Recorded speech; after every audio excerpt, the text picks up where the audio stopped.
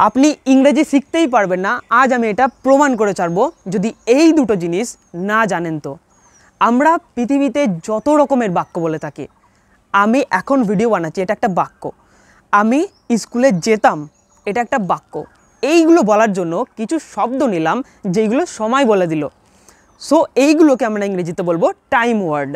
এবং আমি এই কাজটা করেছি, তার জন্য আমি বললাম, আমার কথা বললাম, তাহলে এইটাকে বলবো ডুয়ার। যে কাজটা করে তাকে বলবো ডুয়ার, আর যেই সময়ে হয় কাজটা সেই সময়টাকে বলবো টাইম ওয়ার্ড। একটা এক্সাম্পল দেখো, আমি এখন ভিডিও বানাচ্ছি, তাহলে now I am making video. এখানে একটা শব্দ আনলাম অ্যাম। অ্যাম দিয়ে কী বোঝালাম? কোনো একটা কাজ হচ্ছে আর আমি বলছি, তার জন্য অ্যাম বললাম।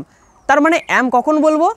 যখন কোনো একটা কাজ করতে করতে আমি কথা বলছি বা সেই জিনিসটা বলছি কাউকে, তখন অ্যাম করব।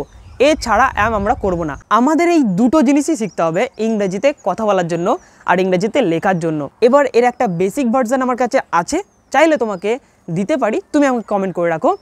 টাটা।